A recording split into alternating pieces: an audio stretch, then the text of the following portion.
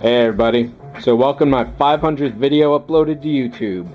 I got about 380 done in 2009 and I'm hoping to break that record this year. So on the bench for February 2010 there's one model and one model alone. It's the Mobius Jupiter 2, a kit so large that this build has a form of corporate sponsorship, as it were, behind it to get it done. So over the years, a number of you have bugged me about putting a lot of my work on DVD for you to buy.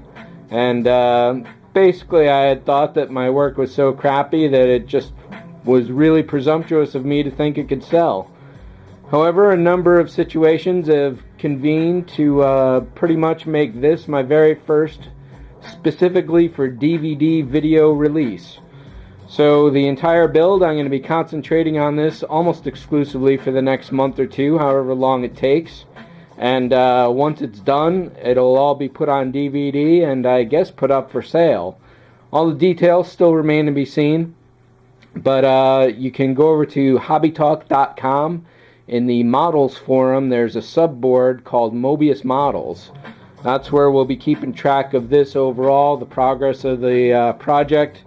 And as usual, I'll be uploading all the work to YouTube, but that will be a low-res version.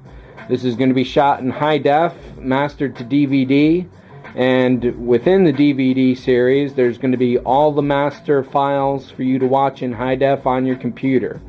DVD is, of course, standard def TV, and of course, that will be standard def.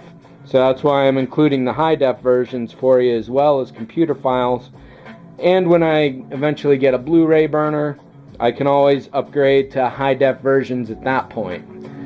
However, I'll be starting this on February 1st specifically. So right now we're looking at Saturday, January 30th. So that gives me the weekend to work on these guys over here. So what we've got going on is the EVA pod. All I have to do is decals.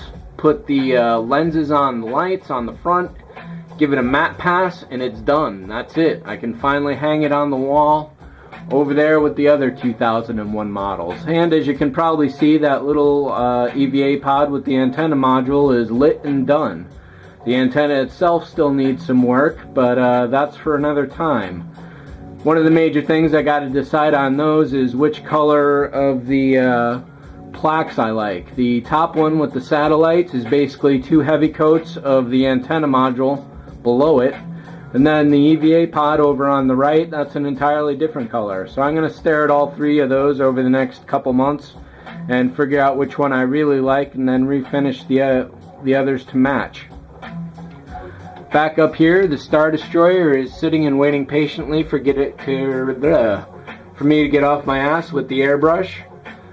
Right below that with the Cylon, he's waiting for the airbrush patiently. But right next to him, you can see with the A-Wing, I finally got a few new parts that were critical to finishing this off, so I'm going to do that today. The guns finally came in. The detail parts that were missing with the original edition are in. And I got this huge stack of really awesome fighter jet decals that are going to go on, do some final weathering, and that is that. Down here we've got the Bird of Prey. It's pretty much close to final on the primer. I got a little bad primer paint on some places, so I need to go over a final sanding pass with this, but otherwise it's pretty much ready. And considering all the time I've put into this to get it where it's at, I am not going to rush into the decision to cut the hull open and do some rewiring. So if this takes a little longer to finish, I don't mind that because all these other models are pretty close to done, including the US satellite here at long last. I had some dreams of super accuratizing it based on the real thing. However, I'm going to let those dreams pass, and I'm 2 coats away essentially from finishing this. There's a lot of little details on the real one that I can add any old time, so I just want to get this off the bench and hang it on the wall at long last. So this has been dry for the last couple days, so it's ready for its second to last masking pass. There's going to be a gloss white coming up next, and then some detail spot colors of a bronze or a copper. I haven't decided which, but that will pretty much be that, and then a final huge unmasking event for that one. I got some extra shelves up there, which is really good. The window box here, I discovered that this painting box that I've been using for a while, when put on its side, covers the fan window almost exactly. So that really acts as a really good insulating device. And when I need to paint, I simply slide it forward. The fan is exposed.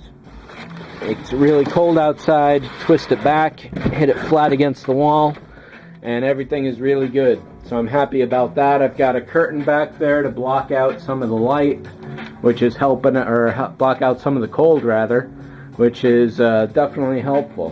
Got some new shelves over here, which makes that area really good.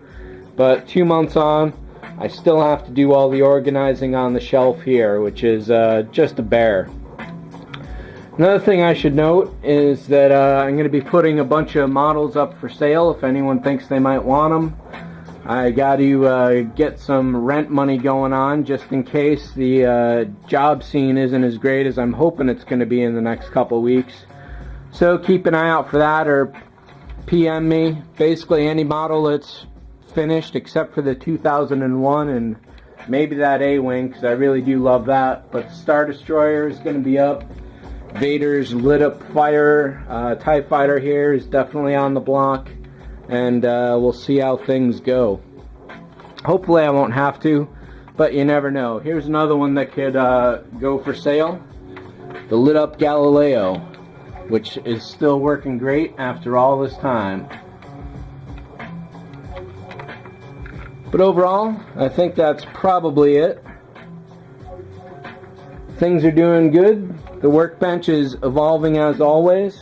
I just vacuumed 2 days ago and I've already got to do another major cleaning again in preparation for working on the Jupiter here. But that should go all well. The only other thing that's kind of bugging me is that in switching to high def, the aspect ratio of the film means I've got to move this bench over so I can set up the tripod in this area here. So that makes things a little inconvenient as far as accessing the tools and all my storage stuff.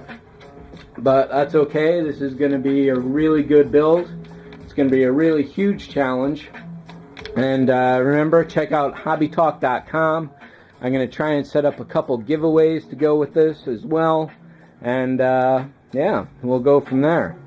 So I think that's it. Thanks for watching. See ya.